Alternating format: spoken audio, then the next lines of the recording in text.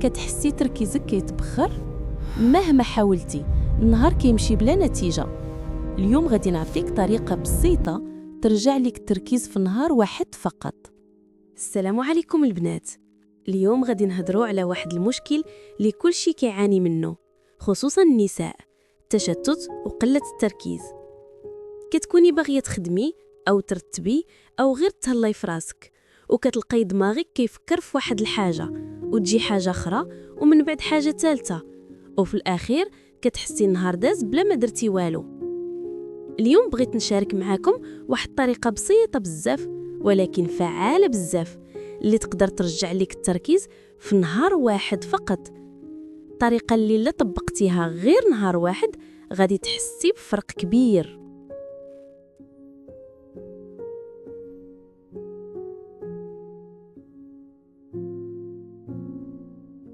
أول حاجة خاصنا نعرفوا علاش ما كنبقاوش مركزين. السر هو أن العقل كيكره يدير بزاف ديال الحوايج في مرة واحدة.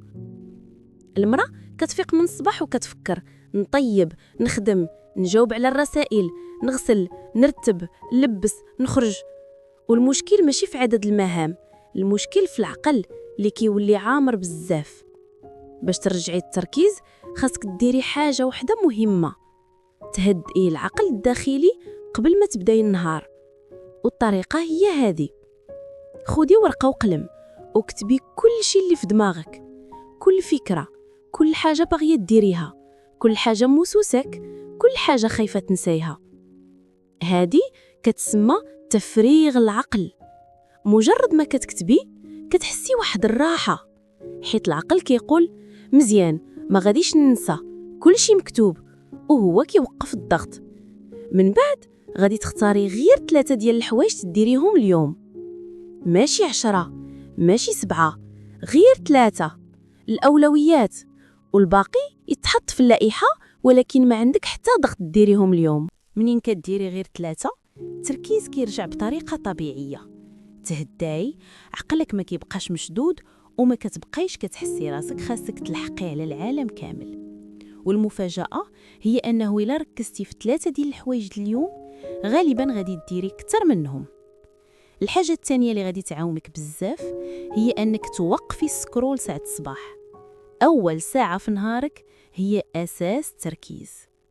إلا دخلتي للسوشيال ميديا دماغك كيتشتت قبل ما تبداي أي حاجة. خلي التليفون بعيد، خلي الإشعارات ساكتة وركزي غير على راسك.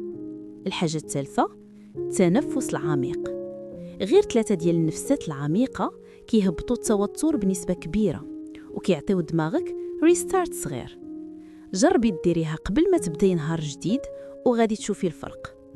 وأخيرا، باش ترجعي تركيزك في نهار واحد خاصك تعيشي اللحظة. ديري حاجة واحدة في مرة، منين طيبي طيبي، منين تخدمي خدمي، منين ترتبي رتبي. العقل ما كيقدش يدير 2 ديال الحوايج بفعالية في مرة واحدة، وهنا كيوقع التشتت. جربي هاد الطريقة غير نهار واحد: تفريغ، 3 المهام، بلا سوشيال ميديا في الصباح، والتنفس، وغادي تحسي بنوع جديد من الهدوء والتركيز. البنات، التركيز ماشي حاجة صعيبة، هو فقط عادة صغيرة ولكن كتغير نهار كامل. كتبي لي في التعاليق شنو الحاجة اللي كتعطل لك التركيز كتر، وغادي نخلي الموضوع هذا مفتوح للحلقة الجاية.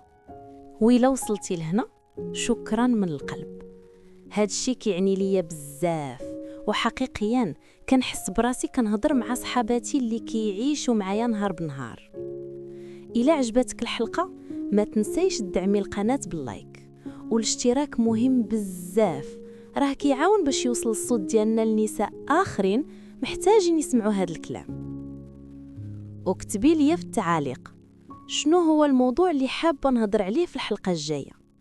رأيك يهمني، وهذا البودكاست كنكبروه معاكم ماشي بوحدي. شكرا على وقتك وعلى قلبك وعلى تواجدك هنا. نشوفك في الحلقة الجاية إن شاء الله.